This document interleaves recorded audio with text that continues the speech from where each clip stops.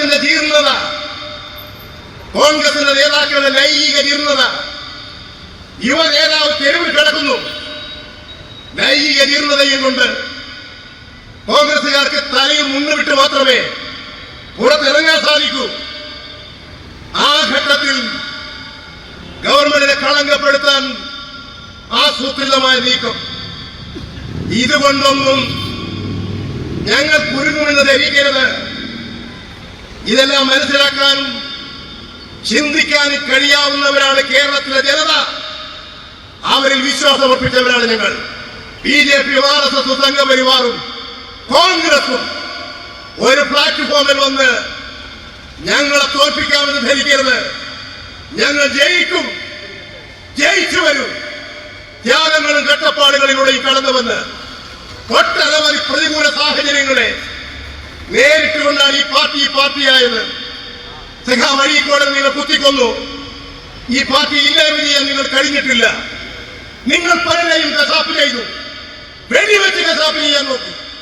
അതുകൊണ്ടൊന്നും ഈ പ്രസ്ഥാനത്തെ തകർക്കാൻ വർഗശക്തികളെ, ഈ നാടുകൾ അകക്കാൻ ശ്രമിക്കുന്ന വർഗീയ ശക്തികളെ നിങ്ങൾക്ക് സാധിച്ചിട്ടില്ല.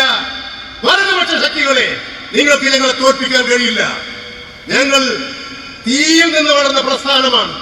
ആ കരുത്തോടുകൂടി അഴീക്കോടിന്റെ പ്രസ്ഥാനമാണ്. നെഞ്ചിൽ കുത്തേറ്റ് വീണപ്പോഴും ആ മുഴക്കം രാജ്യത്തിന്റെ മുഴക്കമായിരുന്നു. കമ്മ്യൂണിസ്റ്റ് പ്രസ്ഥാനത്തിന്റെ ശക്തമായിരുന്നു അത്. ആ പ്രസ്ഥാനത്തെ തോൽപ്പിക്കാൻ നിങ്ങൾക്ക് സാധിക്കില്ല. ഞങ്ങൾ കൂടുതൽ കരുത്ത് നേടി മുന്നോട്ടേക്ക് വരും. ബഹുജനങ്ങളെ, നിങ്ങളാണ് നിങ്ങളുടെ യജമാനന്മാർ, നിങ്ങളാണ് നിങ്ങളുടെ ശക്തി, നിങ്ങളാണ് ഞങ്ങൾക്ക് പിന്തുണ തരേണ്ടത്. ഈ നാടിനു വേണ്ടി, വികസനത്തിന് വേണ്ടി പുതിയൊരു കേരളം സൃഷ്ടിക്കാൻ ഈ ഗവൺമെന്റ് ചെയ്തുകൊണ്ടിരിക്കുന്ന എല്ലാ കാര്യങ്ങൾക്കും നിങ്ങളെല്ലാം പിന്തുണയും സഹായങ്ങളും ഉണ്ടാകണം. നിങ്ങൾ നോക്ക്, അടുത്ത കാലത്ത് ചില വാർത്തകൾ വന്നു. പോലീസ് ലോക്കപ്പിനകത്ത് വെച്ച് ഒരു ചെറുപ്പക്കാരൻ ഇടിക്കുന്നു. എപ്പം നടന്ന കഥയാ? അത് നമ്മുടെ മാധ്യമങ്ങൾ ഇന്നലെ നടന്നതുപോലെയല്ലേ കൊടുത്തത്? 2 വർഷം മുമ്പ്, 6 വർഷം മുമ്പ്, 20 വർഷം മുമ്പ് നടന്ന 3 കഥകളെടുത്ത് ഇന്ന് രാവിലെ നടന്നതുപോലെ വാർത്ത കൊടുത്തു. ഇതാണ് ഇപ്പോൾ നടക്കുന്നത്. എന്തിനായി വാർത്ത കൊടുത്തത്? ഈ മാധ്യമങ്ങളെ സ്വാധീനിച്ചുകൊണ്ട് ഇടതുപക്ഷത്തെ കളങ്കപ്പെടുത്താൻ കേരളം മുഴുവൻ ഇടതുപക്ഷത്തിന്റെ മാഹാത്മ്യം നടന്നു നിൽക്കുന്നു. ഇന്ന് ഇന്ത്യ നേരിടുന്ന ഗുരുതരമായ പ്രശ്നങ്ങളുണ്ട്. ആ ഗുരുതരമായ പ്രശ്നങ്ങൾക്ക് പരിഹാരം കാണും. ഇന്ത്യയിൽ ഇപ്പോൾ BJP ഗവൺമെന്റാണ് അധികാരത്തിലുള്ളത്. BJP നയിക്കുന്ന RSS ആണ്. RSSന്റെ ലക്ഷ്യം ഇവിടെ ഒരു ഹിന്ദു രാഷ്ട്രം കെട്ടിപ്പടുക്കുക. ഹിന്ദു രാഷ്ട്രം ഹിന്ദുക്കൾക്ക് വേണ്ടിയിട്ടുള്ളതല്ല, RSSന് വേണ്ടിയിട്ടുള്ളതാണ്. ഹിന്ദുമത സനാതന ധർമ്മങ്ങൾ പരിപാലിക്കാനല്ല. RSSന്റെ രാഷ്ട്രീയം BJPയെ അധികാരത്തിലേക്ക് കൊണ്ടുവരാനാണ്.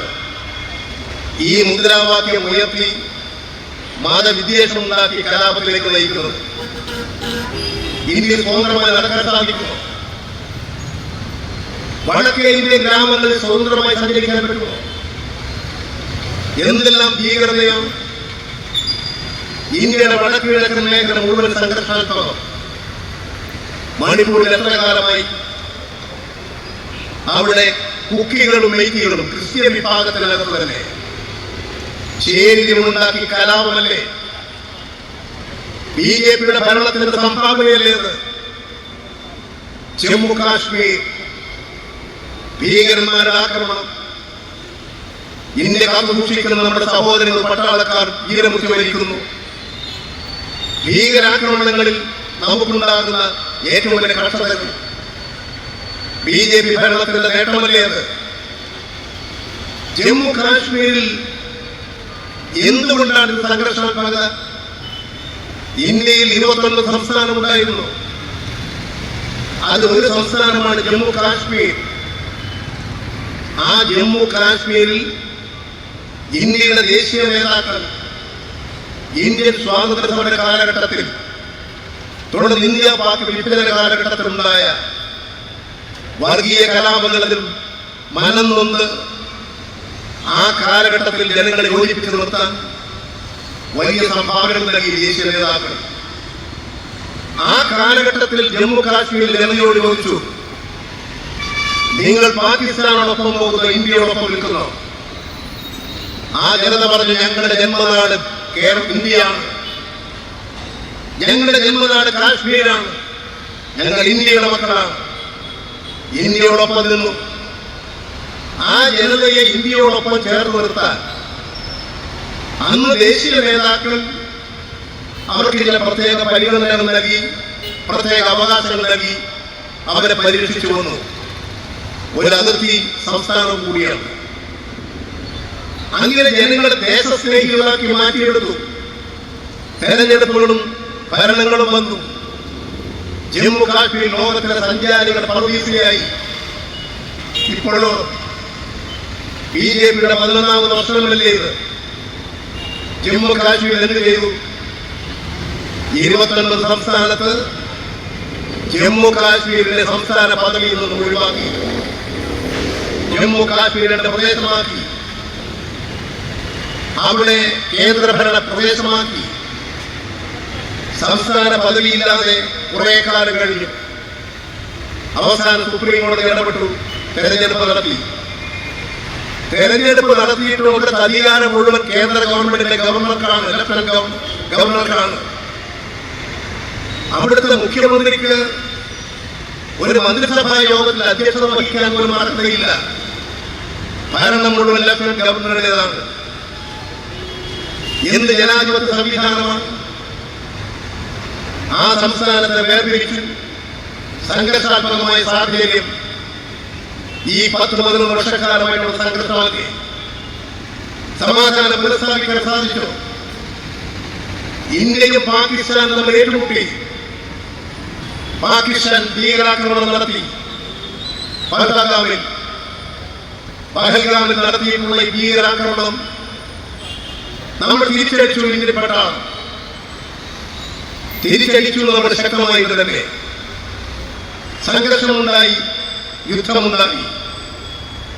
അമേരിക്കൻ പ്രസിഡന്റ് പറഞ്ഞു, പാകിസ്ഥാനോടും ഇന്ത്യയോടും വെടിനിർത്താൻ ഞാൻ ആവശ്യപ്പെട്ടിട്ടുണ്ട്, അതുകൊണ്ട് വെടിനിർത്തൽ ഉണ്ടാകില്ല. ഒരു തവണയല്ല, 7 തവണ. അമേരിക്കൻ പ്രസിഡന്റ് ട്രംപ് ഇന്ത്യയോട് കൽപ്പിക്കാൻ അമേരിക്കൻ പ്രസിഡന്റ് ട്രംപ് ഇന്ത്യയും പാകിസ്ഥാനും തമ്മിലുള്ള തർക്കപ്രശ്നം പരിഹരിക്കാൻ ഇന്ന് വരെ ഇന്ത്യ അംഗീകരിച്ചു പോകുന്നൊരു കാഴ്ചപ്പാട് ഈ 2 രാജ്യങ്ങളും തമ്മിൽ ഉഭയകക്ഷി ചർച്ച നടത്തി സാഹോദര്യത്തിലേക്ക്, നന്മയിലേക്ക് തിരിച്ചു പോകണം, ഐക്യത്തിലേക്ക് പോകണം.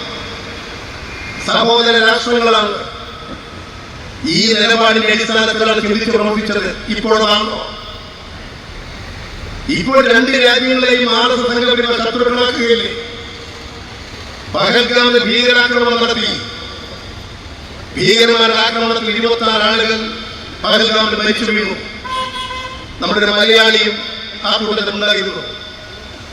ആ മരിച്ചു വീണ 26 ആളുടെ കുടുംബങ്ങൾ പറഞ്ഞു, ഞങ്ങളുടെ ബന്ധുക്കൾ, ഞങ്ങളുടെ കുടുംബങ്ങൾ നഷ്ടപ്പെട്ടു പോയി. പക്ഷേ ഈ നാടിനെ തകർക്കുന്ന വർഗീയതക്ക് ഒരിക്കലും ഈ വിഷയം ഭാഗമാക്കരുത്. ഈ പ്രശ്നം ഒരു തരത്തിലുള്ള സംഘർഷങ്ങൾക്ക് വഴിയാക്കരുത്.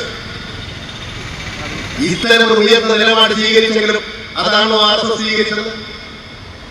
പഹൽഗാമിലെ ഭീകരാക്രമണത്തെ വർഗീയമായി ചിത്രീകരിച്ചു RSS. സംഘർഷം മൂർച്ഛിപ്പിച്ചു. ജമ്മു കാശ്മീരിൽ മുഴുവൻ സംഘർഷത്തിന്റെ തീവ്രതറി. ഇതാണല്ലോ RSS സംഘപരിവാർ ചെയ്തുകൊണ്ടിരിക്കുന്നത്. ഇങ്ങനെ രാജ്യത്തിനകത്ത് RSS നയിക്കുന്ന BJP ഭരണരംഗത്ത് RSS സംഘപരിവാർ രാജ്യത്തെ ശിഥിലമാക്കും. ഇതാണ് നമ്മൾ കാശ്മീരിൽ കണ്ടുകൊണ്ടിരിക്കുന്നത്. അതിപ്പോൾ തുടരുകയാണ്. ട്രംപ് പ്രഖ്യാപിക്കുകയാണ്, ഞാനാണ് പാകിസ്ഥാനോടും ഇന്ത്യയോടും യുദ്ധം അവസാനിപ്പിക്കാൻ പറഞ്ഞത്. ഇനി വേണമെങ്കിൽ കാശ്മീർ പ്രശ്നം പരിഹരിക്കാൻ ഞാൻ മധ്യസ്ഥത വഹിക്കാം. ഇതിനോട് എന്തെങ്കിലും പ്രതികരിക്കാൻ ഇന്ത്യയിലെ BJP കഴിഞ്ഞോ? അമേരിക്കൻ പ്രസിഡന്റ് ട്രംപിന് ആര് കൊടുത്തു ഈ അധികാരം? രണ്ട് രാജ്യങ്ങൾ തമ്മിലുള്ള തർക്കത്തിൽ ഇടപെടാൻ എന്ത് അധികാരം? അതിനോട് പോലും പ്രതികരിക്കാൻ BJPക്ക് സാധിക്കില്ല. ഇന്നത്തെ RSS സംഘപരിവാറിന്റെ യജമാനന്മാരാണ് അമേരിക്കയിലെ ട്രംപും കൂട്ടരും. അമേരിക്കയിലെ ട്രംപിന്റെ നയമാണ് ഇവിടെ RSS നടപ്പിലാക്കുന്നത്. അതിന്റെ ദുരന്തമാണ് ഇന്ത്യ ഏറ്റുവാങ്ങിക്കൊണ്ടിരിക്കുന്നത്. അതുകൊണ്ട് വല്ലാത്തൊരു ദുരന്ത ഭൂമിയായി മാറിക്കൊണ്ടിരിക്കുകയാണ്. മനുഷ്യ സ്നേഹപരമായി ചിന്തിച്ച നാട് ശിഥിലമായിക്കൊണ്ടിരിക്കുന്നു. ജാതിയുടെയും മതത്തിന്റെയും പേരിൽ സംഘർഷങ്ങൾ. ഇത് ഏതെങ്കിലും ഒരു മേഖലയിൽ മാത്രമാണ്. എവിടെയൊക്കെ സംഘർഷം ഉണ്ടാക്കാൻ കഴിയുമോ അവിടെയൊക്കെ സംഘർഷം. ഛത്തീസ്ഗഡിലൊക്കെ ഈ കേദാർ ഘോഷയാത്ര നടക്കുകയാണ്. BJP ഗവൺമെന്റ് പറഞ്ഞു അവിടെ ധാരാളം കച്ചവടക്കാർ വരും. ആ കച്ചവടക്കാരുടെ മുഴുവൻ കച്ചവട സ്ഥാപനങ്ങൾക്ക് മുമ്പിൽ ആ കച്ചവട സ്ഥാപനത്തിന്റെ ഉടമയുടെ പേരെഴുതി വെക്കണം. ആളെ തിരിച്ചറിയാൻ മുസ്ലിമാണോ, ക്രിസ്ത്യാനിയാണോ, ഹിന്ദുവാണോ എന്ന് തിരിച്ചറിയണം.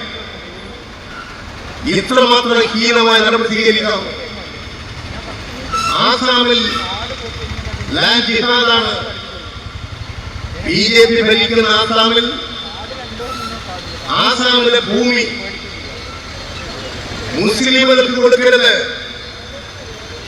ആസാമിലെ ഭൂമി മുസ്ലിമുകൾക്ക് വിൽക്കരുത്, വാങ്ങരുത്.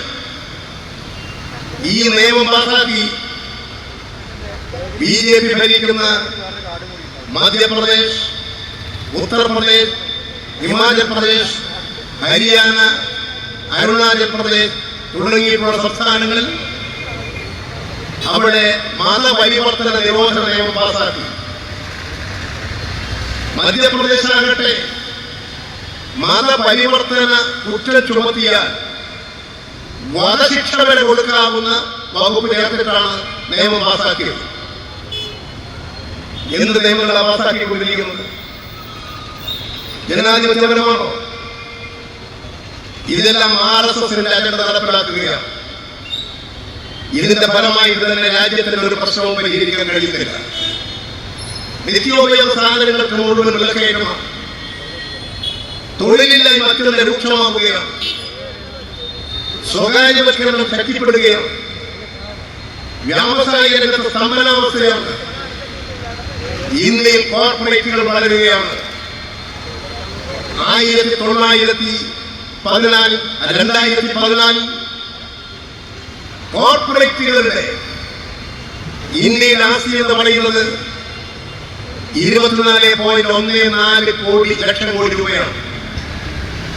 24.14 ലക്ഷം കോടി. ഇപ്പോഴത് 54.14 ലക്ഷം കോടിയായിട്ട് വർദ്ധിച്ചു.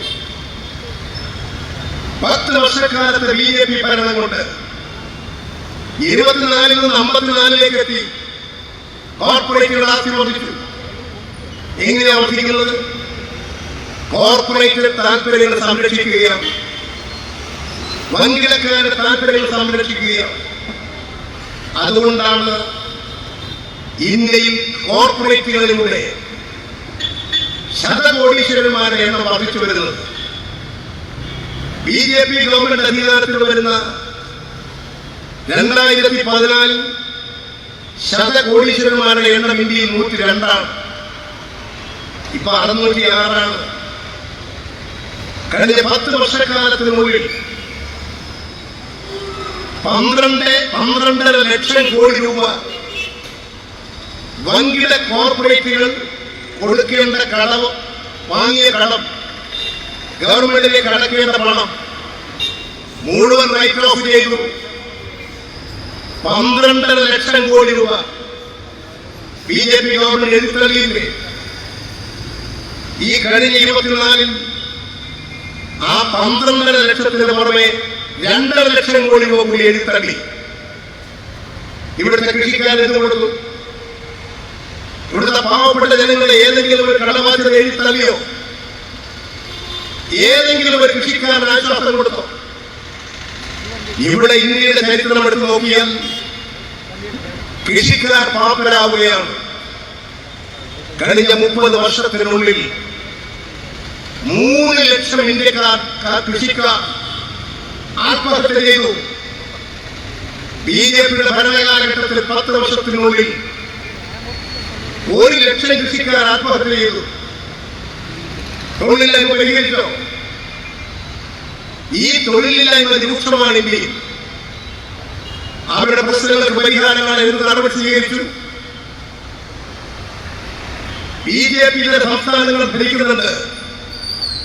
ബിജെപിയുടെ സംസ്ഥാനങ്ങളിൽ തികച്ചും തെറ്റായ നിലപാടുകളെ സ്വീകരിക്കുന്നത്. ഇപ്പൊ കേരളം പോലുള്ള സംസ്ഥാനങ്ങൾ, ബിജെപിയുടെ അല്ലാത്ത ഗവൺമെന്റുകൾ ഭരിക്കുന്ന സംസ്ഥാനങ്ങൾ, ആ സംസ്ഥാനങ്ങൾക്ക് കൊടുക്കേണ്ട ന്യായമായ അവകാശം കൊടുക്കുന്നുണ്ടോ? കേരളത്തിന്റെ മാത്രം എടുക്കാം. കഴിഞ്ഞ 4 വർഷക്കാലത്തിനുള്ളിൽ 4 വർഷക്കാലത്തെ വികസനവുമായി ബന്ധപ്പെട്ടുകൊണ്ട് കേരളത്തിന് 2 ലക്ഷം കോടി രൂപ കേന്ദ്ര സഹായം തരണം, കേന്ദ്രം തരണം. ഒറ്റ പൈസ തന്നിട്ടില്ല. 2 ലക്ഷം കോടി 4 വർഷത്തിൽ തരേണ്ടതാണ്. രണ്ടാമത്തെ കാര്യം നമുക്ക് സംസ്ഥാനങ്ങൾക്ക് നികുതി വരുമാനത്തിന്റെ വിഹിതം കൊടുക്കണം. ആ വിഹിതം 5 ലക്ഷം കോടി സംസ്ഥാനങ്ങൾക്ക് വിഹിതം വെച്ചു കൊടുക്കണം. 5 ലക്ഷം കോടി അനുവദിച്ചു. ആ 5 ലക്ഷം കോടി പ്രകാരം കേരളത്തിന് അതിന്റെ ന്യായമായ കണക്കെടുത്താൽ 75,000 ലക്ഷം കോടി രൂപ കേരളത്തിന് കിട്ടണം. 35,000 ലക്ഷം കോടി മാത്രമേ ഉള്ളൂ. 5 ലക്ഷം കോടിയാണ്. അത് കേരളത്തിന് തരേണ്ടുന്ന പണം കേരളത്തിന് തരുന്നില്ല. കേരളത്തിന് അർഹതപ്പെട്ട പണം തരുന്നില്ല. കേരളത്തിന്റെ വികസനത്തെയല്ലേ ഈ കാര്യം ബാധിച്ചുകൊണ്ടിരിക്കുന്നത്. ഇപ്പൊ GSP കൊണ്ടുവന്നത് കേന്ദ്ര ഗവൺമെന്റാണ്. ബീഡിക്ക് 28% നികുതി. അന്നേ പറഞ്ഞാൽ തെറ്റായ നിലപാടുകളാണ്. കോർപ്പറേറ്റുകളെ സഹായിക്കാൻ GSP കൊണ്ടുവന്നു. ഇപ്പൊ GSP 5 വർഷത്തിന് ശേഷം പുനഃപരിശോധന നടത്തി ചില മാറ്റങ്ങൾ വരുത്തി. പക്ഷേ GSP വരുത്തിയ മാറ്റം ജനങ്ങൾക്ക് അനുഭവിക്കാൻ കഴിയുന്നുണ്ടോ? നിങ്ങൾ വാങ്ങിക്കൊണ്ടിരിക്കുന്ന നിത്യോപയോഗ സാധനങ്ങൾക്ക് GSP വരുത്തിയ കുറവിന്റെ ഭാഗമായിട്ടുള്ള ആനുകൂല്യം സാഹചര്യങ്ങളുണ്ടോ? അതിന് ഇളവ് കിട്ടുന്നുണ്ടോ? GSP ഇളവ് വരുത്തി, പക്ഷെ ജനങ്ങൾക്ക് അനുഭവിക്കാൻ കഴിയുന്നില്ല. അതാണ് ഇപ്പോഴത്തെ GSPയുടെ സ്ഥിതി. ആ GSP അനുസരിച്ചോ കേരളത്തിന് ലഭിക്കേണ്ടിയിരിക്കുന്ന 10,000 കോടി രൂപ ഈ കേരളത്തിന് ലഭ്യമല്ലാതായി തീർന്നു. GSP ഇളവെടുക്കേണ്ടത് നല്ലത് തന്നെ. പക്ഷെ ആനുകൂല്യങ്ങൾ ജനങ്ങൾക്ക് ലഭിക്കുന്നില്ല. ഉറപ്പുവരുത്തുന്നുണ്ടോ? GSP കൊടുക്കുന്ന ഇളവ് ജനങ്ങൾക്ക് അനുഭവിക്കാൻ കഴിയണമെങ്കിൽ ഫലപ്രദമായ സംവിധാനം ഉണ്ടാകണം. ഇവിടെ ഒരു സംവിധാനം ഉണ്ടായിരുന്നു. ആ സംവിധാനം BJP ഗവൺമെന്റ് അവസാനിപ്പിച്ചു. ആര് പരിശോധിക്കാന്? ഇവിടെ ഇപ്പോൾ നടന്നുകൊണ്ടിരിക്കുന്നത് IT മേഖലയാണ് നമുക്ക് ഏറ്റവും കൂടുതൽ സഹായകരമായത്. IT മേഖല പ്രതിസന്ധികളിലാണ്. സാംസങ് ഗ്രൂപ്പിന്റെ പ്രധാനം തഞ്ചാവൂരാണ്. ആ തഞ്ചാവൂരിലെ ഫാക്ടറിയിൽ 16 മണിക്കൂറാണ് തൊഴിൽ സമയം. 8 മണിക്കൂർ എന്നുള്ളത് 16 ആക്കി. സമരം നടത്താൻ പാടില്ല. തൊഴിലാളികൾ സമരം ചെയ്തു. IT മേഖലയിലേക്ക് വ്യാപിപ്പിക്കുകയാണ്. ഇന്ന് മാത്രമല്ല, ആധുനിക സാങ്കേതിക വിദ്യയുടെ വികസനത്തോടൊപ്പം IT മേഖലകളിൽ വലിയ തോതിലുള്ള പിരിച്ചുവിടലുകൾ വരികയാണ്. വല്ലാത്ത ഭയമാണ് രാജ്യത്തുണ്ടാക്കുന്നത്. ഇതിന് എന്തെങ്കിലും പരിഹാരമുണ്ടാക്കാൻ കേന്ദ്ര ഗവൺമെന്റ് കഴിയുന്നുണ്ടോ? രാജ്യത്ത് മതവിദ്വേഷവും കലാപവും ഉണ്ടാക്കി അതിനുള്ള വോട്ട് ബാങ്ക് സൃഷ്ടിക്കാമെന്ന് ധരിച്ചിരിക്കുകയാണ്. അതിന്റെ കുറെ ഉദാഹരണങ്ങൾ നമ്മുടെ മുന്നിൽ. ജുഡീഷ്യറിക്ക് നിഷ്പക്ഷവും നീതിപൂർവമായി പ്രവർത്തിക്കാൻ കഴിയുന്നുണ്ടോ? പാർലമെന്റ്, ഇന്ത്യൻ പാർലമെന്റ് ഇപ്പോൾ എത്ര ദിവസമാണ് ചേരുന്നത്? ഇന്ത്യൻ പാർലമെന്റിന്റെ ചരിത്രത്തിലില്ലാത്ത സംഭവങ്ങളൊക്കെ കഴിഞ്ഞ ഇന്ത്യൻ പാർലമെന്റിൽ കഴിഞ്ഞ സമ്മേളനത്തിൽ ചില നിയമങ്ങൾ പാസാക്കി. ആ പാസാക്കിയ നിയമം ഇൻകം ടാക്സ് നിയമം ഉൾപ്പെടെയാണ്. ആ നിയമം പാസാക്കിയത് പാർലമെന്റിലെ 300 അംഗങ്ങൾ. തെരഞ്ഞെടുപ്പ് കമ്മീഷൻ ബീഹാറിൽ 65 ലക്ഷം പൗരന്മാരെ വോട്ടർ പട്ടികയിൽ വെട്ടി പുറത്താക്കി. അതിൽ പ്രതിഷേധിച്ചുകൊണ്ട് ഇന്ത്യൻ പാർലമെന്റിലെ പ്രതിപക്ഷാംഗങ്ങൾ ജാഥയായിട്ട് തെരഞ്ഞെടുപ്പ് കമ്മീഷൻ ഓഫീസിലേക്ക് പോയി. 300 പാർലമെന്റ് അംഗങ്ങൾ. ആ സമയത്താണ് BJP ഗവൺമെന്റ് 6 നിയമങ്ങൾ പാസാക്കിയെടുത്തത്. ചർച്ചയൊന്നും വേണ്ട, പാസാക്കി എടുക്കുക തന്നെ. ഇന്ത്യൻ ക്രിമിനൽ നിയമം BJP ഗവൺമെന്റ് പാസാക്കിയത് കഴിഞ്ഞ പാർലമെന്റ് സമ്മേളനം. ആ കഴിഞ്ഞ പാർലമെന്റ് സമ്മേളനത്തിൽ ബഹളം നടന്നു. പാർലമെന്റ് നടപടിക്രമങ്ങളിൽ നിന്ന് ശക്തമായ വിമർശനം ഉന്നയിച്ചുകൊണ്ട് പാർലമെന്റ് സ്തംഭിച്ചു. 150 പാർലമെന്റ് അംഗങ്ങളെ, പ്രതിപക്ഷത്തെ പാർലമെന്റ് അംഗങ്ങളെ പാർലമെന്റിൽ നിന്ന് പുറത്താക്കി. ആ സമയത്താണ് മറ്റ് 3 നിയമം പാസാക്കിയത്. ഇതാണ് ഇന്ത്യയിൽ ഇപ്പോൾ പാസാക്കിക്കൊണ്ടിരിക്കുന്ന നിയമങ്ങൾ. ഇന്ത്യയുടെ ചരിത്രപ്രസിദ്ധമായ ജുഡീഷ്യറി,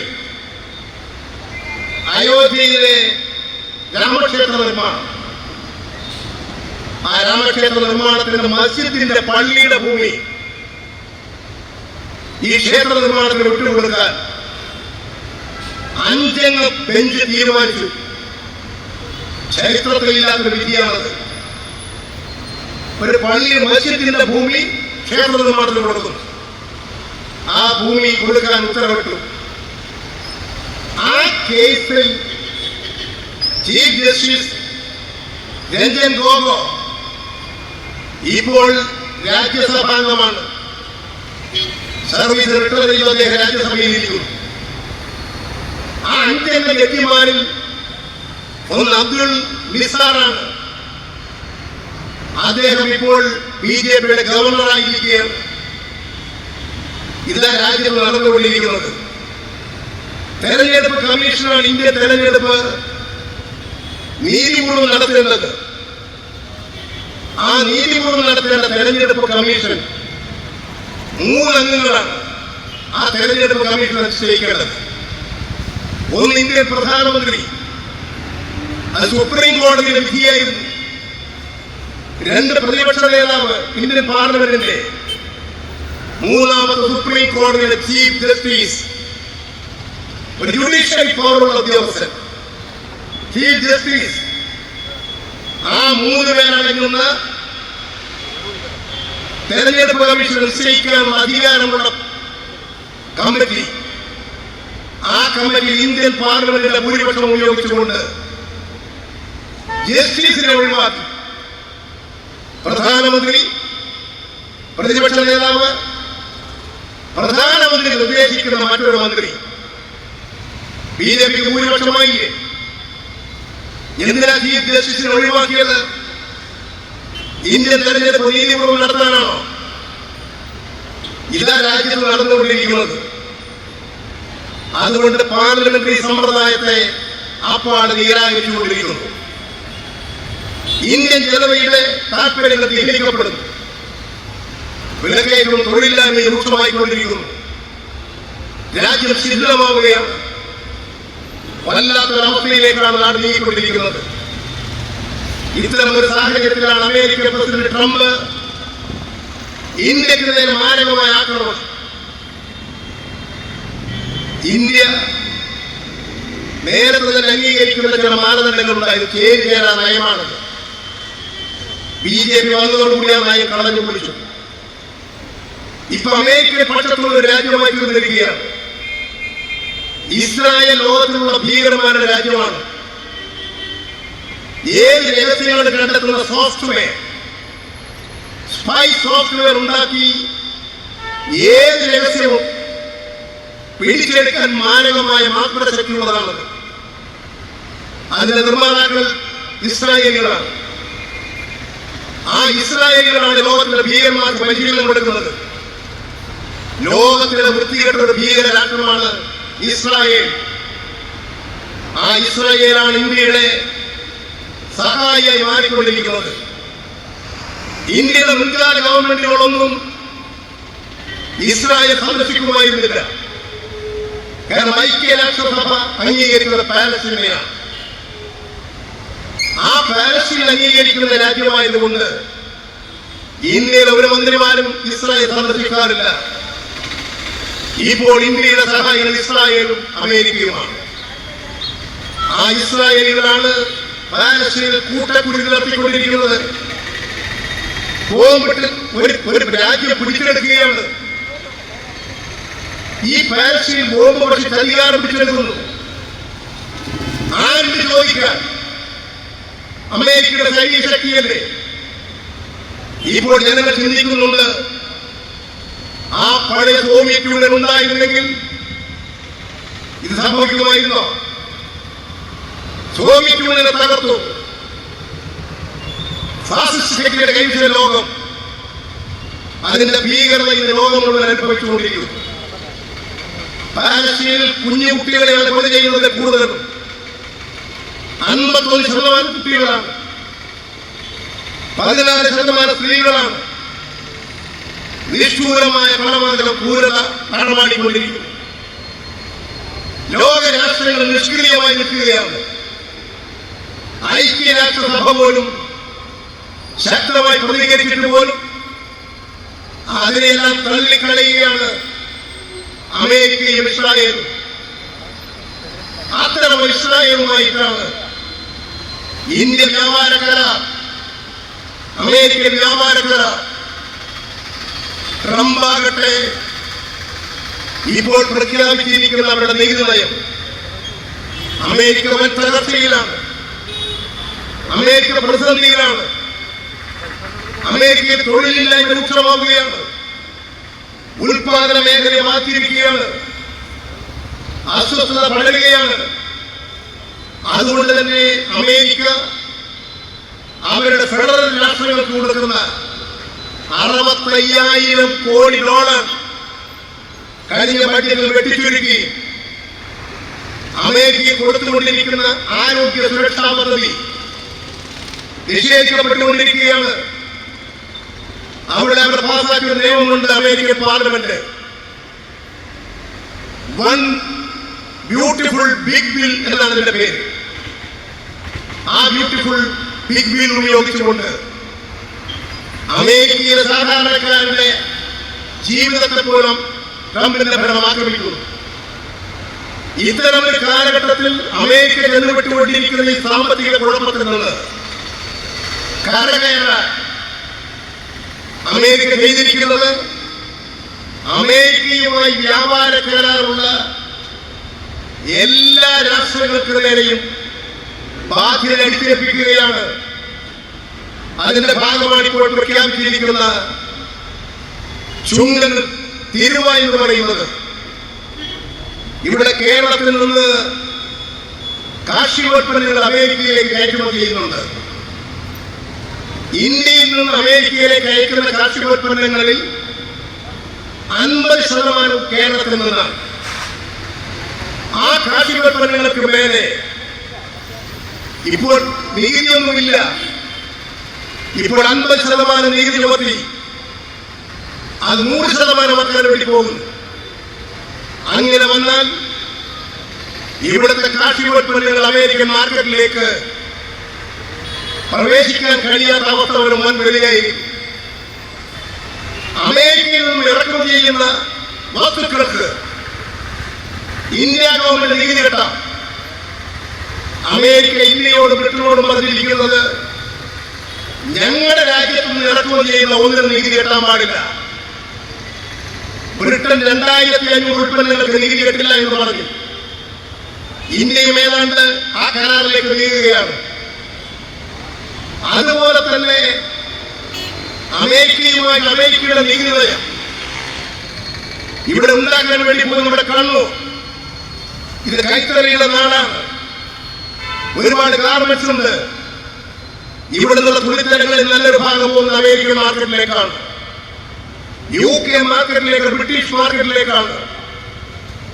ഇവിടെ നിന്നുള്ള റെഡിമെയ്ഡ് ഗാർമെന്റ്സ്.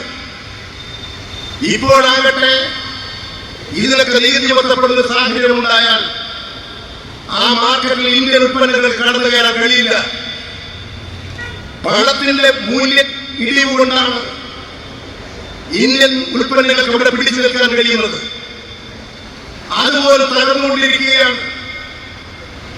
അതുപോലെ തന്നെ അമേരിക്കയിൽ നിന്ന് ധാരാളം പണം വിദേശ രാജ്യങ്ങളിലേക്ക് പോകുന്നുണ്ട്, ഇന്ത്യയിലേക്ക് പണം വരുന്നുണ്ട്. അമേരിക്കയിൽ നിന്ന് ഇന്ത്യയിലേക്ക് വരുന്ന പണത്തിന്റെ കണക്കെടുത്താൽ അമേരിക്കയിൽ നിന്ന് പുറത്തേക്ക് വരുന്ന പണത്തിന്റെ 22.17% ഇന്ത്യയിലേക്കാണ്. അവിടെ ജീവനക്കാര്, തൊഴിലാളികള്, അവിടെ പണിയെടുക്കുന്നവര് ഒക്കെയായിട്ടുള്ള ജനങ്ങൾ നാട്ടിലേക്ക് പണമയക്കുകയാണ്. ആ പണത്തിന് ഇതുവരെ തീരുവയില്ല. ഇപ്പോൾ ട്രംപ് പ്രഖ്യാപിച്ചു കഴിഞ്ഞിരിക്കുകയാണ് $5 നികുതി. $100 $5 കേരളത്തിലേക്ക് അയക്കുമ്പോൾ $5 അമേരിക്കക്ക് നീതി കൊടുക്കണം. പുതിയ നയങ്ങൾ കൊണ്ടുവരികയാണ്. പണത്തിന്റെ വരവ് ഗണ്യമായി കുറയും. ഇങ്ങനെ നമ്മുടെ ഇന്ത്യ പോലുള്ള പിന്നോക്കം നിൽക്കുന്ന സംസ്ഥാനങ്ങളെ മുച്ചൂടും ആക്രമിക്കുകയാണ്. അതിനോട് ശക്തമായ പ്രതികരണം ഉണ്ടാകണ്ടേ? ഇവിടെ കോൺഗ്രസ് പാർട്ടിയുടെ അഖിലേന്ത്യാ നേതാക്കൾ ചൈനയും ഇന്ത്യയും തമ്മിൽ വ്യാപാര കരാർ ഉണ്ടാക്കുന്നതിനെ പരസ്യമായി എതിർത്തു. ഇതാണോ കോൺഗ്രസിന്റെ രാഷ്ട്രീയ നയം? ഇന്ത്യയുടെ അയൽരാജ്യമാണ് ചൈന. ലോകത്തിൽ അതിവേഗത്തിൽ വികസിച്ചു വരുന്ന അമേരിക്കയിലേക്ക് വേണ്ട ഉൽപ്പന്നങ്ങളിൽ മഹാഭൂരിപക്ഷവും ചൈനയിൽ നിന്നാണ് പോകുന്നത്. ചൈനയുടെ മേലെ നികുതി കെട്ടാൻ പുറപ്പെട്ടു. ചൈന ശക്തമായി അതിനെ എതിർത്തു. അത് നടപ്പില്ലെന്ന് പറഞ്ഞു. ഇതാണ് ഇന്നത്തെ ലോകത്തിന്റെ സ്ഥിതി. അതുകൊണ്ട് ചൈന ആ രാജ്യവുമായി വ്യാപാര ബന്ധം, ആ വ്യാപാര ബന്ധത്തെ എതിർക്കുകയാണ് കോൺഗ്രസ് പാർട്ടി.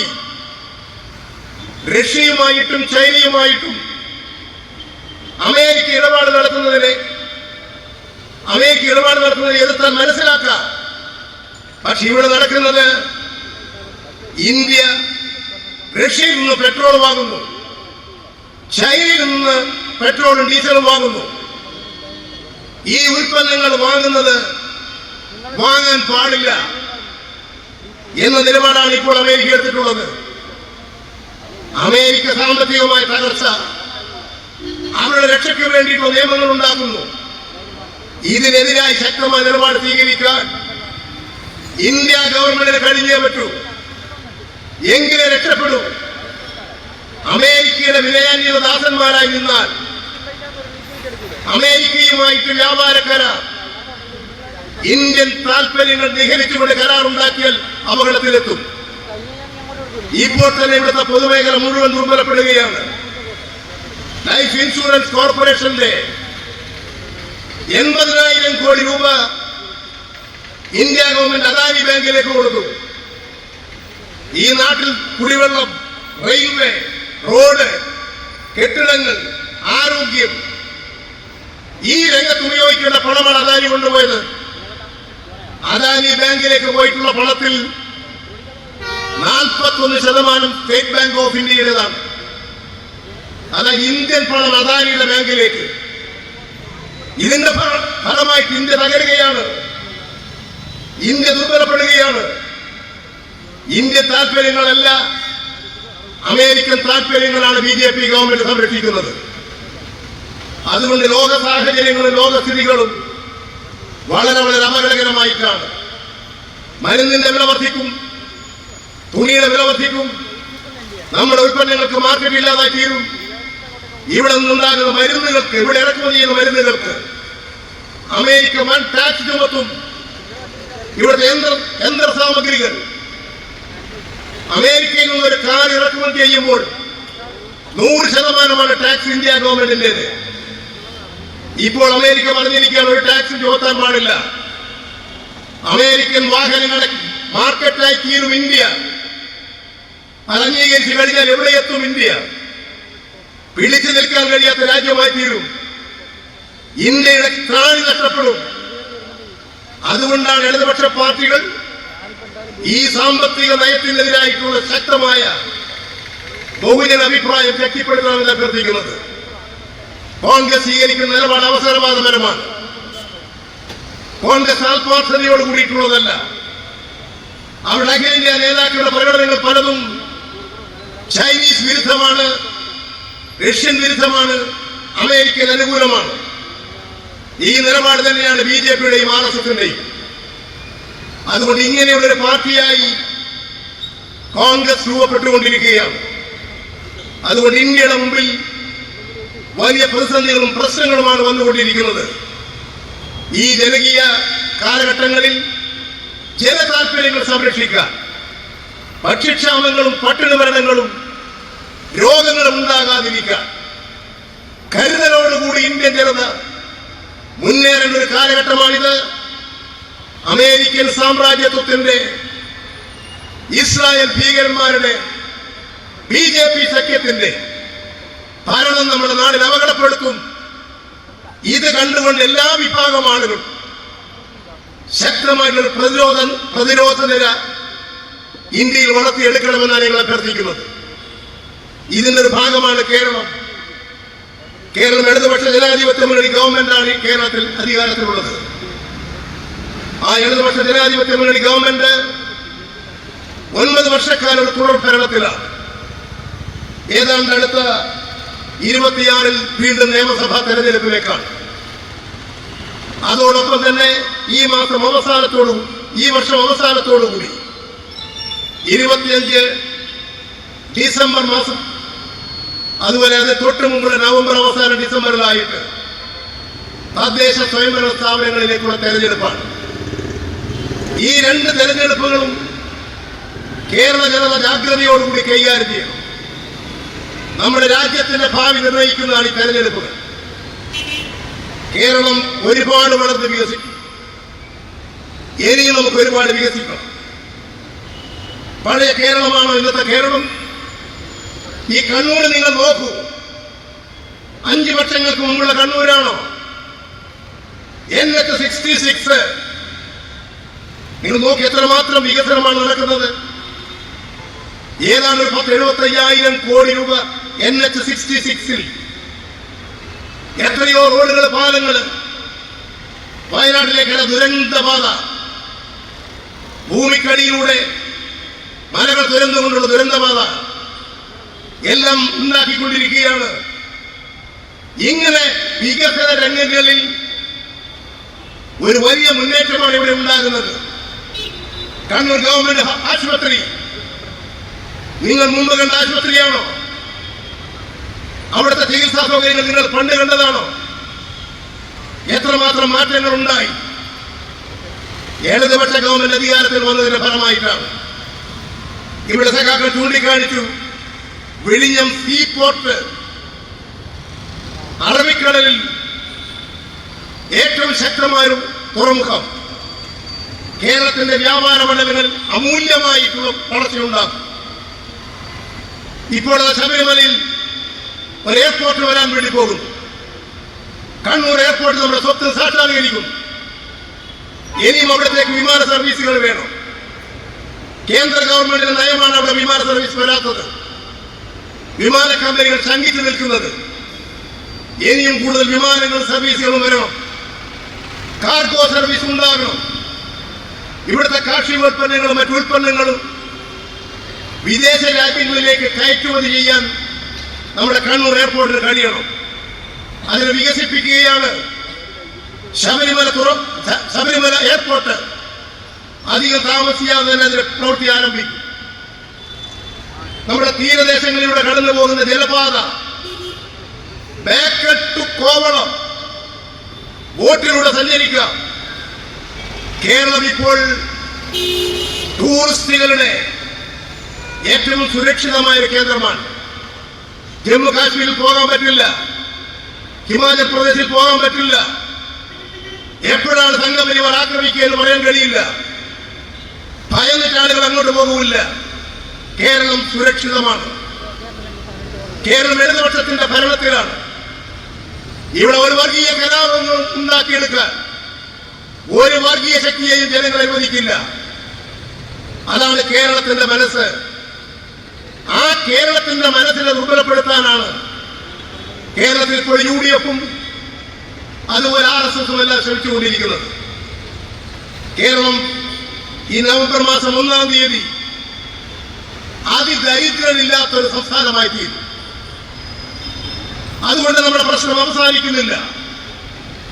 ഇനി നമുക്ക് ഒരുപാട് കാര്യങ്ങൾ നേടാനുണ്ട്. തൊഴിൽ രഹിതർ ഇല്ലാത്ത കേരളം, ഭവനരഹിതരില്ലാത്ത കേരളം,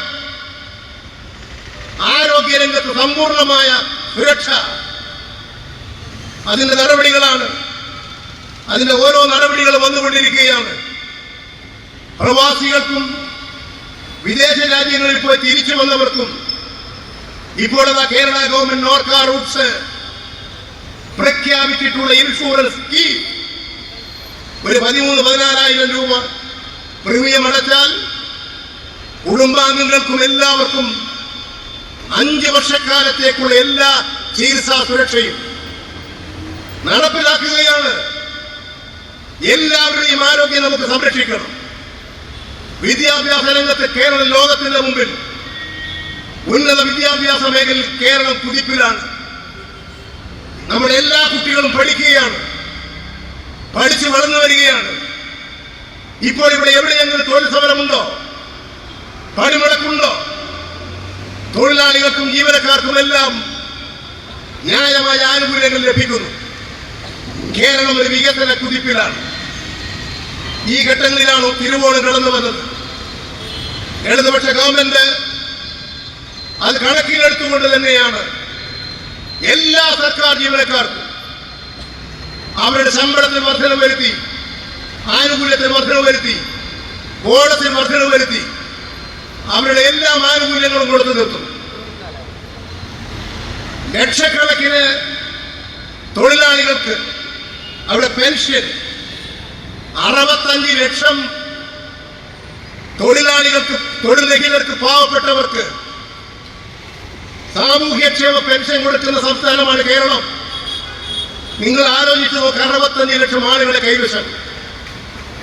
ഓരോ മാസവും 1,600 രൂപ എത്തും. അതാണ് ഈ കേരളത്തിൽ വരുന്ന പുരോഗതി.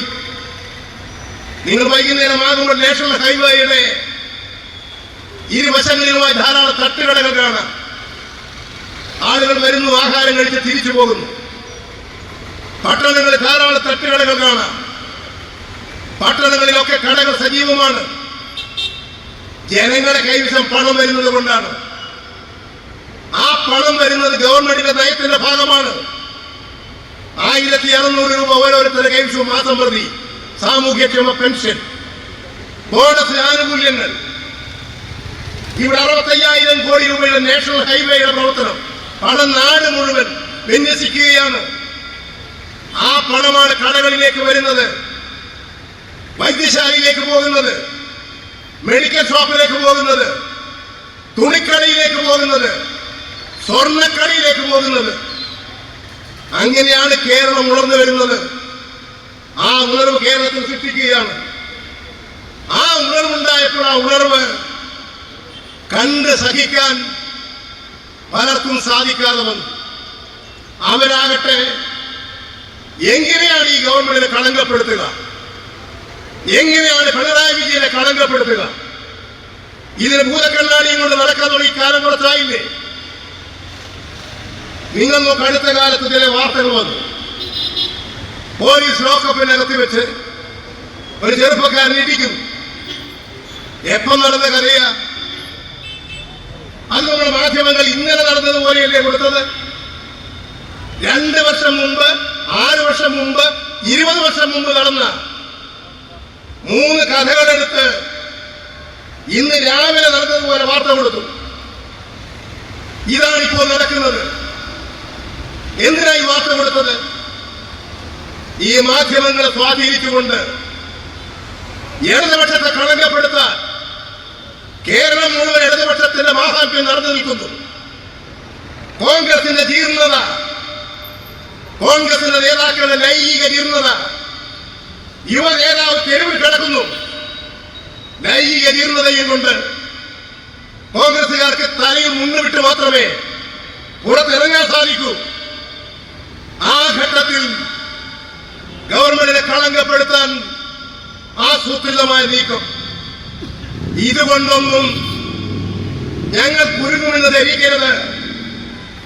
ഇതെല്ലാം മനസ്സിലാക്കാനും ചിന്തിക്കാനും കഴിയാവുന്നവരാണ് കേരളത്തിലെ ജനത. അവരിൽ വിശ്വാസമർപ്പിച്ചവരാണ് ഞങ്ങൾ.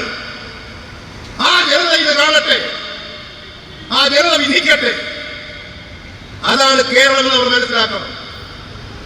ഇനി ഇപ്പോഴത്തെ പ്രമാദമായ വിഷയമല്ലേ ശബരിമല സന്നിധാനം. ശബരിമല സന്നിധാനത്തിന്റെ പേരിൽ എന്തിനാ ഈ ബഹളം? ഈ ശബരിമല നന്നായാൽ എന്താ കുറവ്? ശബരിമലയിൽ ഒരു അന്താരാഷ്ട്ര സംഗമം, അയ്യപ്പ ഭക്തന്മാരുടെ ലോക സംഗമം. ലോകത്തിന്റെ എല്ലാ ഭാഗങ്ങളിലും ഇന്ന് അയ്യപ്പ ഭക്തന്മാരുണ്ട്. പണ്ട് കേരളം മാത്രമാണെങ്കിൽ കേരളം, തമിഴ്നാട്, കർണാടക, ആന്ധ്ര, ഡൽഹി, കേരളത്തിന് വെളിയിൽ, ഇന്ത്യക്ക് വെളിയിൽ ഒക്കെ വ്യാപിച്ചു കിടക്കുകയാണ്. അങ്ങനെയുള്ള ലക്ഷക്കണക്കിന് അയ്യപ്പ ഭക്തന്മാർ അവരുടെ സന്നിധാനത്തിലേക്ക് വരുന്നു, പ്രാർത്ഥിക്കുന്നു. അവർ സന്നിധാനത്തിലേക്ക് വരുമ്പോൾ, കേരളത്തിലേക്ക് വരുമ്പോൾ അവരെ സ്വീകരിക്കാൻ, അവർക്ക് വേണ്ട സൗകര്യങ്ങൾ ഒരുക്കി കൊടുക്കാൻ, അയ്യപ്പനെ ഭജിക്കാൻ, ശ്രീ ഭഗവാനെ ഭജിക്കാൻ ഉള്ള ഒരു സൗകര്യങ്ങൾ ഒരുക്കി കൊടുക്കുക. അവർക്കൊന്നും ഒരു ബുദ്ധിമുട്ടുമില്ലാതെ ശബരിമല ദർശനം നടത്തി സുഖമായി നാട്ടിലേക്ക് തിരിച്ചു പോകാൻ കഴിയണം. അതിന് ലോകത്തെല്ലാവരും കൂടി ചേർന്നുകൊണ്ട് ഒരു സംഗമം നടത്തി പുതിയ ആശയങ്ങൾ രൂപീകരിച്ചുകൊണ്ട് പ്രവർത്തനക്ഷമമാക്കുക. അതിനുവേണ്ടി ദേവസ്വം ബോർഡ്, ഇതിന്റെ നടത്തിപ്പ് ദേവസ്വം ബോർഡാണ്.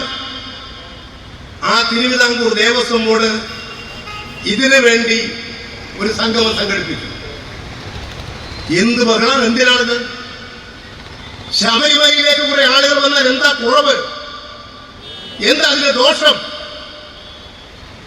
ശബരിമല, ആ ശബരിമലയിലേക്കുള്ള തീർത്ഥാടകരെ കൊണ്ടല്ലേ കോട്ടയം, പത്തനംതിട്ട, എറണാകുളം, തൃശൂർ ഈ ജില്ലകളിലൊക്കെ ഉണ്ടാകുന്ന ചലനം എത്രമാത്രം വലുതാണ്. ഇത് ശബരിമലയുടെ മാത്രം പ്രശ്നമാണോ? നിങ്ങൾ നോക്കൂ, തിരുപ്പതി ക്ഷേത്രത്തിലേക്കുള്ള സന്ദർശനം എത്ര പതിനായിരങ്ങളാണ് വന്നുകൂടുന്നത് ഓരോ ദിവസവും. ആ പതിനായിരങ്ങൾ വരുന്നത് കൊണ്ടല്ലേ തിരുപ്പതി ഏറ്റവും ഉന്നത നിലവാരത്തിലെത്തിയില്ലേ? അതിന്റെ ചുറ്റുപാടും ഇപ്പോൾ ദാരിദ്ര്യമുണ്ടോ? തൊഴിലില്ലാത്തവരുടെ പ്രശ്നമുണ്ടോ? ആ നാട് മുഴുവൻ ഉയർന്നില്ലേ? പണ്ട് പഴനി നാട്ടിൽ നിന്നൊക്കെ ഭക്തജനങ്ങൾ അങ്ങോട്ട് പോകും. കർണാടകത്തിൽ ഭക്തന്മാർ അങ്ങോട്ട് പോകും. അതുപോലെ പത്മനാഭസ്വാമി ക്ഷേത്രം അവിടെ പോകും. ഇത് ഹിന്ദു ക്ഷേത്രം ഗുരുവായൂര്. ഈ ക്ഷേത്രങ്ങളിൽ മാത്രമല്ല, നമ്മുടെ എറണാകുളം ജില്ലയിൽ ക്രിസ്തീയ ദേവാലയങ്ങൾ, ആ ക്രിസ്തീയ ദേവാലയങ്ങളിലേക്ക് എത്രമാത്രം ആളുകളാണ് അവർ അവിടങ്ങളിലേക്ക് സന്ദർശിക്കുന്നത്? എത്രമാത്രം ആളുകൾ! ശബരിമലയിൽ തന്നെ മുസ്ലിം പള്ളി സന്ദർശകരൊക്കെ എവിടെ പോകുകയല്ലേ? നിങ്ങൾ നോക്കും, മക്ക, മദീന ലോകത്തിലെ മുസ്ലിംകളെ ഏറ്റവും പ്രധാനപ്പെട്ട ആരാധനാ കേന്ദ്രമാണ്, അവരുടെ ദർശന കേന്ദ്രമാണ്. ഹാജിമാരാണ് അവിടെ പോയി വന്നിട്ട് ആ മകൻ കർമ്മത്തിലാണ് അവർ പോകുന്നത്. ആ മക്കയിലേക്കും മദീനയിലേക്കും പോകുന്നവര് എത്ര ലക്ഷങ്ങളാ! സൗദി അറേബ്യയുടെ മുഖച്ഛായ എങ്ങനെയാ മാറിയത്? ആ ജനങ്ങൾ വിമാനങ്ങളിൽ, യാത്രകളിൽ, വാഹനങ്ങളിൽ, കാറുകളിൽ, ഹോട്ടൽ, നാട് മുഴുവൻ അങ്ങ് ധരിച്ചു വരികയല്ലേ? ആ നാട് നന്നായില്ലേ? കേരളത്തിൽ അയ്യപ്പ ഭക്തന്മാർ വരുന്നു. അയ്യപ്പ ഭക്തന്മാരുടെ വരവോടുകൂടി നാട് ഉണരുന്നു. കേരളം സാമ്പത്തിക ശേഷി വർദ്ധിക്കുന്നു. കേരളത്തിൽ ഒരുപാട് തൊഴിൽ സാധ്യത ഉണ്ടാകുന്നു. ഒരുപാട് സ്ഥാപനങ്ങൾ വളർന്നു വരുന്നു. ഒരുപാട് ഹോട്ടലുകളും വ്യാപാര കേന്ദ്രങ്ങളും ഉണ്ടാകുന്നു. എന്താ അതിന് തെറ്റ്? അത് വികസിപ്പിക്കുകയല്ലേ ഒരു ഗവൺമെന്റ് ചെയ്യേണ്ടത്? ഒരു ദേവസ്വം ബോർഡല്ലേ ചെയ്യേണ്ടത്? ആ ഒരു സംഗമം നടത്തി ഈ അസൂയാലുക്കൾ അസഹിഷ്ണുത പ്രകടിപ്പിച്ചു. ആ അസഹിഷ്ണുതയല്ലേ നമ്മൾ കണ്ടത്? ആ അസഹിഷ്ണുതയുടെ വെപ്രാളമല്ലേ കണ്ടത്? അത് വന്നപ്പോൾ ഒരു ഭാഗത്ത് UDF എന്തിനാ ബഹിഷ്കരിച്ചത്? ദേവസ്വം ബോർഡിന്റെ പ്രസിഡന്റ് പ്രതിപക്ഷ നേതാവിന്റെ വീട്ടിൽ പോയി 2 മണിക്കൂർ കുത്തിയിരുന്നു അദ്ദേഹത്തെ ക്ഷണിക്കാൻ. എന്തിനാ ബഹിഷ്കരിച്ചത്? ഈ സന്നിധാനവും അയ്യപ്പ ക്ഷേത്രവും അയ്യപ്പ ഭക്തന്മാരുടെ സൗകര്യങ്ങളും വിപുലീകരിച്ചാൽ എന്താ തെറ്റ്? BJP-ക്കാർ ചെയ്ത പണി രജിസ്റ്റർ ചെയ്ത് കുറെ ആളുകളെ പിന്നോട്ട് വലിപ്പിക്കാൻ നോക്കി. ഇതുകൊണ്ടൊന്നും ഈ കേരളത്തെ തോൽപ്പിക്കാമെന്ന് നിങ്ങൾ ധരിക്കരുത്. 3.5 കോടി മലയാളികളുടെ ജന്മനാട്. അയ്യപ്പ ക്ഷേത്രം കൊണ്ട്, ഗുരുവായൂർ അമ്പലം കൊണ്ട്, വേളാങ്കണ്ണി മാതയെ കൊണ്ട്, പള്ളികളെ കൊണ്ട് ജനസഞ്ചയങ്ങൾ വന്ന് അതിലൂടെ എല്ലാം നാട് വികസിച്ചാൽ 3.5 കോടി മലയാളികളാണ് വിജയിക്കുക. ആ 3.5 കോടി മലയാളികളുടെ വിജയത്തിന് വേണ്ടിയാണ് ഇടതുപക്ഷ ഗവൺമെന്റ് പ്രവർത്തിച്ചത്.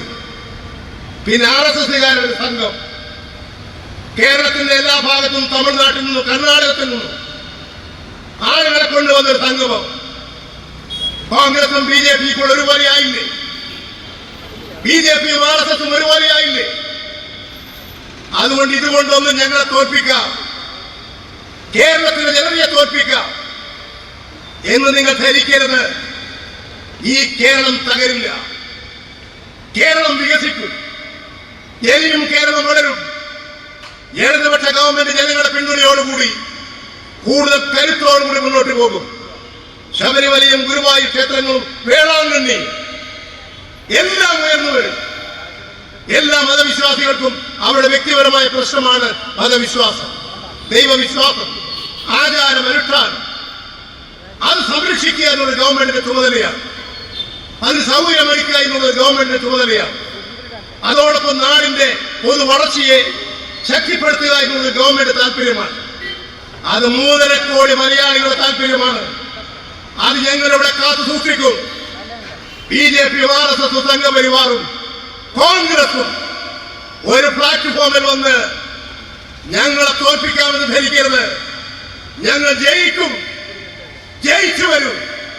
ത്യാഗങ്ങളും കഷ്ടപ്പാടുകളിലൂടെയും കടന്നു വന്ന് ഒട്ടനവധി പ്രതികൂല സാഹചര്യങ്ങളെ നേരിട്ടുകൊണ്ടാണ് ഈ പാർട്ടിയായത്. സഖാവ് അഴീക്കോട് നിങ്ങൾ കുത്തിക്കൊന്നു. ഈ പാർട്ടി ഇല്ലായ്മ ചെയ്യാൻ നിങ്ങൾ കഴിഞ്ഞിട്ടില്ല. നിങ്ങൾ പലരെയും കശാപ്പ് ചെയ്തു, വെടിവെച്ച് കശാപ്പ് ചെയ്യാൻ നോക്കി. അതുകൊണ്ടൊന്നും ഈ പ്രസ്ഥാനത്തെ തകർക്കാൻ വർഗശക്തികളെ, ഈ നാടുകൾ അകക്കാൻ ശ്രമിക്കുന്ന വർഗീയ ശക്തികളെ നിങ്ങൾക്ക് സാധിച്ചിട്ടില്ല. വലതുപക്ഷ ശക്തികളെ നിങ്ങൾക്ക് ഞങ്ങളെ തോൽപ്പിക്കാൻ കഴിയില്ല. ഞങ്ങൾ തീയിൽ നിന്ന് വളർന്ന പ്രസ്ഥാനമാണ്. ആ കരുത്തോടുകൂടി സഖാവ് അഴീക്കോടിന്റെ പ്രസ്ഥാനമാണ്. നെഞ്ചിൽ കുത്തേറ്റ് വീണപ്പോഴും ആ മുഴക്കം രാജ്യത്തിന്റെ മുഴക്കമായിരുന്നു. കമ്മ്യൂണിസ്റ്റ് പ്രസ്ഥാനത്തിന്റെ ശക്തമായിരുന്നത്. ആ പ്രസ്ഥാനത്തെ തോൽപ്പിക്കാൻ നിങ്ങൾക്ക് സാധിക്കില്ല. ഞങ്ങൾ കൂടുതൽ കരുത്ത് നേടി മുന്നോട്ടേക്ക് വരും. ബഹുജനങ്ങളെ, നിങ്ങളാണ് നിങ്ങളുടെ യജമാനന്മാർ, നിങ്ങളാണ് നിങ്ങളുടെ ശക്തി, നിങ്ങളാണ് ഞങ്ങൾക്ക് പിന്തുണ തരേണ്ടത്. ഈ നാടിനു വേണ്ടി, വികസനത്തിന് വേണ്ടി പുതിയൊരു കേരളം സൃഷ്ടിക്കാൻ ഈ ഗവൺമെന്റ് ചെയ്തുകൊണ്ടിരിക്കുന്ന എല്ലാ കാര്യങ്ങൾക്കും നിങ്ങളെല്ലാം പിന്തുണയും സഹായങ്ങളും ഉണ്ടാകണം എന്നൊരിക്കൽ കൂടി അഭ്യർത്ഥിച്ചുകൊണ്ട് ഈ നാടിനു വേണ്ടി ജീവിതമർപ്പിച്ച സഖാവ് അഴീക്കോടിന്റെ വീരസ്മരണയ്ക്ക് മുമ്പിൽ ബഹുമാനാദരവുകളോടുകൂടി ആദരാഞ്ജലികൾ അർപ്പിച്ചുകൊണ്ട് ഞാൻ എന്റെ വാക്കുകൾ ഉപസംഹരിക്കുന്നു. നിങ്ങൾക്ക് അഭിവാദനങ്ങൾ.